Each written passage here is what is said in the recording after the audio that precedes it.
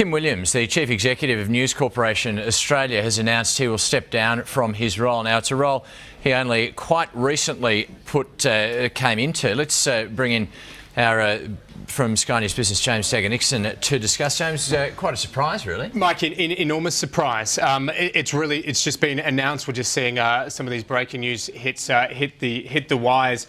Kim Williams is going to be replaced, it seems what we're hearing, by Julian Clark, who's most recently chairman of the Herald and Weekly Times. At the moment, don't have an exact date for him stepping down or whether or not it's actually immediate. Now, Kim Williams, as Mike rightly says, hasn't really been in the post all that long. However, he has been busy. He's presided over enormous change for News Corp Australia here in terms of consolidating their newsrooms. Obviously, they've been going through efficiency changes as well as staff reductions and a new change in focus, if you like. Now, there has been speculation over Mr. Williams' role really ever since Cole Allen was parachuted into lead the Daily Telegraph and the News Corp Australia tabloids earlier this month, or late last month, I should say, handpicked by, obviously, Rupert Murdoch. He's been over leading some of their publications in the US.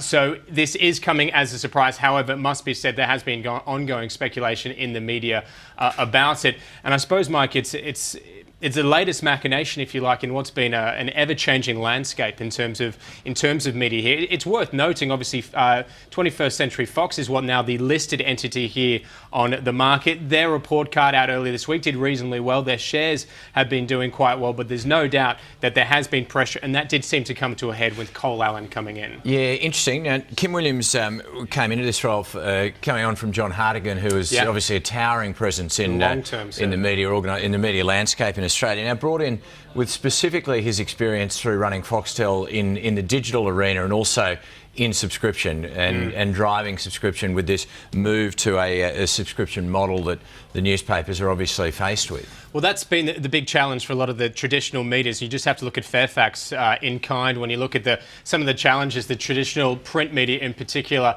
has been faced. And Mike's exactly right. Kim Williams was the CEO of Foxtel, presided over an incredibly successful time for Foxtel, and that is why he was put in that position to head up News Corp Australia, to bring it into that digital age, to really pick up, if you like, their online presence and really bring across a multimedia platform.